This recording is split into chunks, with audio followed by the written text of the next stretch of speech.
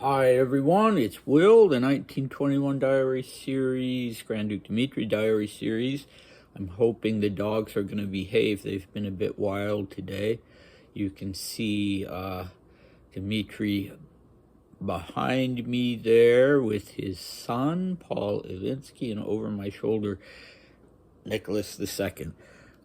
Okay, today, something kind of interesting. I've been rereading a book that I read many years ago, and surprise, surprise, it has tooth marks in it, and it doesn't have a cover.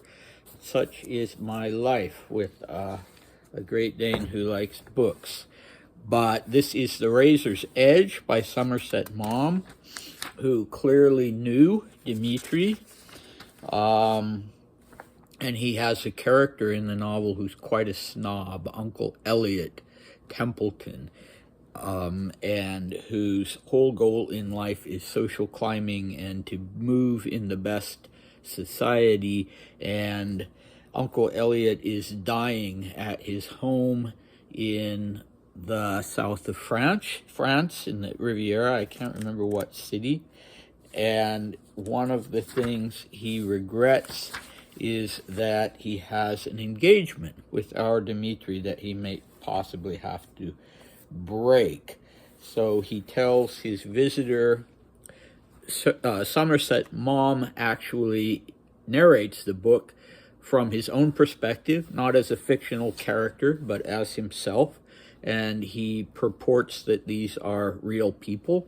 And he mentioned that the characters in the book, and he mentions Dmitri by name. So when he asks Uncle Elliot how he feels, Uncle Elliot says, "Perfectly well." He said cheerfully, "It's only a temporary indisposition. I shall be up and about again in a few days.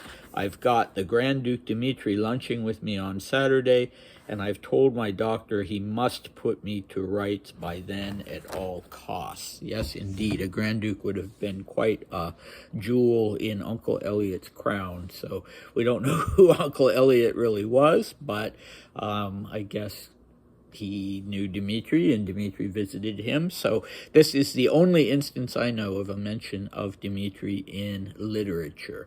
But not, obviously he's mentioned many times in various fiction books, but in a literary novel, this is the only instance I know. I've always wondered if he ever, even in passing, got to know Proust, because Proust is another novelist who knew a Grand Duke and included that Grand Duke in one of his novels. And in this case, it was not, though, Dmitri, it was Grand Duke Vladimir Alexandrovich and his wife, Grand Duchess Maria, and they appear in quite a wild form, sort of really having a good time in Paris in one of Proust's novels. I can't remember which one. Okay, so we are up today to the 17th of February, 1921, which was a Thursday, still in Copenhagen for about another 10 or 11 days. And what can I tell you about this one? I suppose you are entitled to a warning in advance.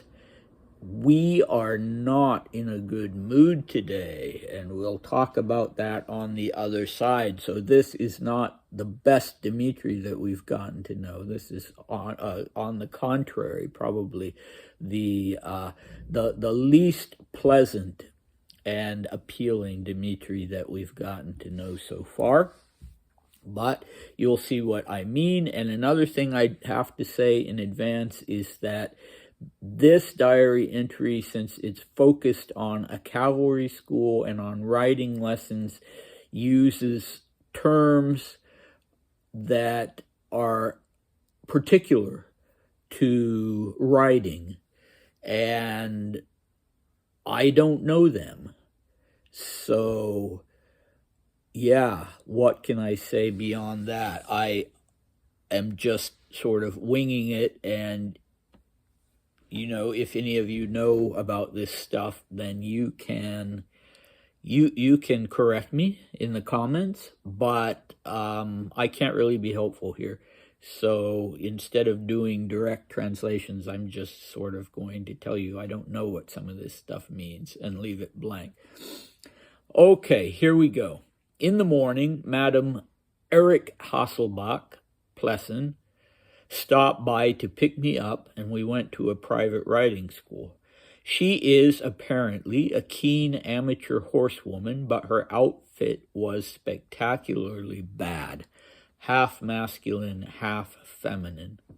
The school is owned by some private individual, and he employs a former cavalry officer, a classmate of mine from the cavalry school, but 1 year ahead, Colonel Rielsky. He's really aged, but his riding isn't bad. Apparently, the Danes like the famous Phyllis system. There were 5 or 6 ladies participating in the lesson. They all rode like men and looked quite stupid, trying to use purely dressage techniques, walking with blank, and trying to change legs at a gallop. Going at a military trot, the unfortunate women turned red and puffed. Rielsky gave commands in German and seemed to fully enter into the role. Apparently, he was thinking of former days when he was a dashing hussar at the head of 40 men. After the lesson, I was shown the horses, terrible animals. But apparently in Denmark, nothing better is required. At noon, we headed back and stopped by Audrey Parr's for cocktails. I lunched at Mrs. Hasselbach's and then went back to Audrey's. I had tea at home and dined with Lucia at Turner's. There were lots of people. They live in a splendid little house built on the grounds of a huge palazzo which belongs to blank. In the evening, I went to the home of General Potocki, who had organized a party and supper for me and invited many Russian officers who live in Copenhagen. Naturally, it was quite boring, but probably on devrait passer. So it's something that one must do. I got home around 3 in the morning. That was me, incidentally, not Dmitri, giving the translation such as it was of the French. Okay, so as you can see, nothing is quite pleasing him today. Everything is falling a little bit short. And I can tell you from long acquaintance with this gentleman, i.e. through my research into his life and reading everything that he wrote that I've been able to get my hands on, this was the way he was when he felt a little threatened by something. And you might ask, why on earth would he feel threatened by, this cavalry school and his old comrade from the cavalry academy? That doesn't make any sense. But yeah, trust me on this one or don't trust me. There's something in it that this is how he always acted when something made him feel a little, well, in this instance, I wouldn't say inadequate, but something made him feel a little like his territory was being encroached upon.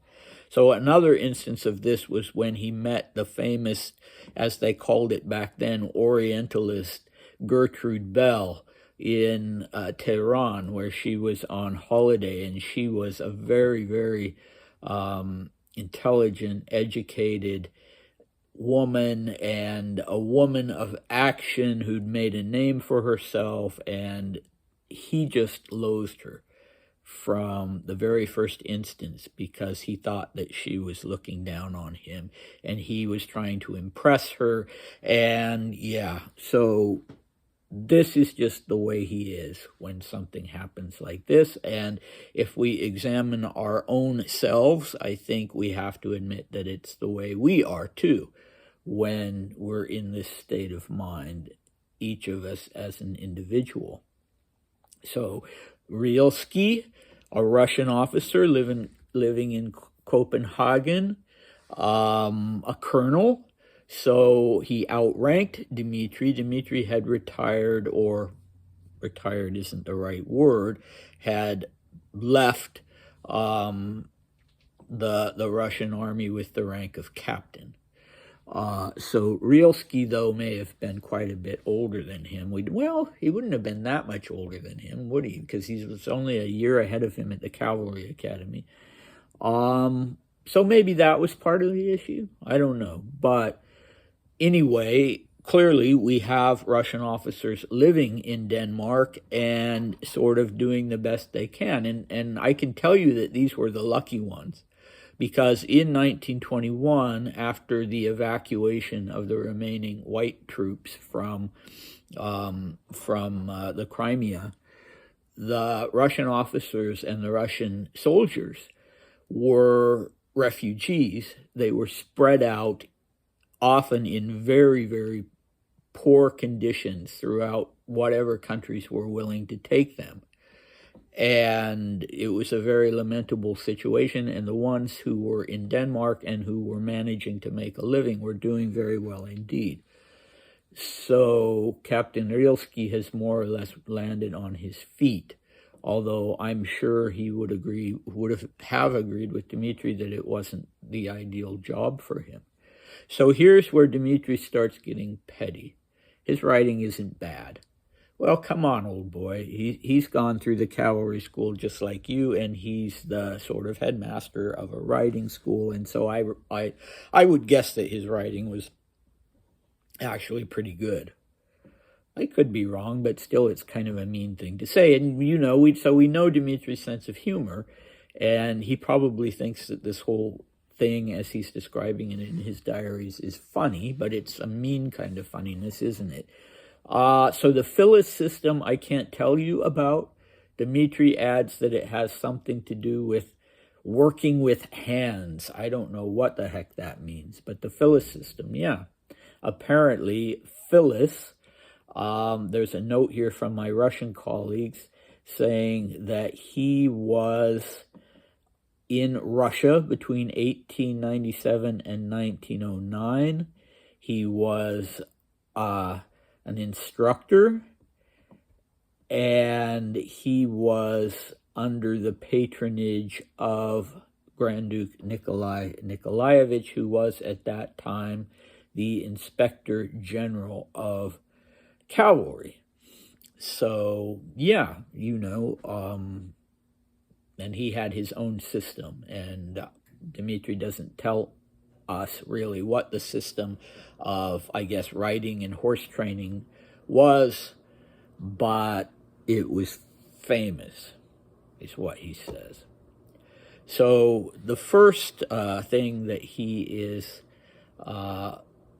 reacting badly to is the women who are taking the lesson, 5 or 6 of them, and Mrs. Hasselbach was apparently one of them. She was dressed in sort of partly a man's riding habit and partly a woman's riding habit, and that triggers Dmitri right from the start. And then there are these other women, and they're riding astride. They're not riding side saddle, and he doesn't like that one bit. He thinks they look ridiculous. They look stupid. And part of the problem is that as women, they have been trained to ride and have ridden in the past dressage, with dressage techniques. Apparently they're not, I don't think there was fox hunting in Denmark. So apparently they weren't trained to ride hunters. Dmitri tells us that they were trying to use purely dressage techniques. So apparently that's what they'd been trained for. That's show horses, as I understand it. And on the other hand, their instructor, Rilsky, wants to teach them military riding. And this is where the ridiculousness of it comes in. So they are used to dressage. He wants military style. They're riding at a military trot, and it's hard for them, so they're turning red and puffing, and the whole thing is just absurd, as Dmitri sees it, and here you have Rielsky giving commands in German as though he was still commanding hussars. What would that have been, a company of 40 hussars? He's still acting like a cavalry commander, and yeah, okay. I suppose you could make a funny scene out of that, but everybody's doing their best, right? So why put them down? All right, and then the horses themselves. Oh, the horses are terrible. They're just terrible. But apparently these Danish don't demand anything better. So yeah, there we go. There we go. In a bad mood. What can you say? Then after that whole situation, they stop by the home of Audrey Parr. I'm assuming that was Dmitri's suggestion and not Madame Hasselbach's. Instantly, actually, it's interesting that at the start he calls her Madame Hasselbach, and then at the end he calls her Mrs. Hasselbach. But anyway, who cares? So they go by Audrey Parr's for cocktails. And then lunch, apparently briefly, at Mrs. Hasselbach's, and then Dmitri makes a beeline back for Audrey's again. He certainly is rather infatuated with her these days. I've made it a point of saying they weren't a couple, and I don't think they were a covert couple, but yeah, dare I say it, could this have been a so-called booty call? I don't think so. I'm embarrassed at having used that term, but yeah, I don't think so. But he certainly, kind of is wanting to be in her presence. When he's not with Marie-Louise, he wants to be hanging out with Audrey Parr. So then they have dinner at Turner's, and I know who Turner was, but I've forgotten, and I was too lazy to look it up. The Turners live in this really nice little house on the grounds of a palazzo which belongs to someone whom we don't know. Interesting that Dmitri uses the word palazzo here in Denmark, but it's the first thing he's liked all day. It's the first thing he's liked is this house, is the Turner's house. So that's a start at any rate. And then he's invited to this party at General Pototsky's. General Pototsky was the military attaché, the Russian military attaché in Denmark, and has done Dmitri the favor of inviting the various Russian officers who live in Copenhagen. And it's boring for our poor old friend, but, he realizes it's something he needs to do. So, yeah, this is not him at his best, but let's not throw the baby out with the bathwater. Let's acknowledge that we all have these days and we all have this side to ourselves, and yeah, we have some fun stuff coming up and some interesting stuff. So definitely come back, and I'll see you next time. Bye.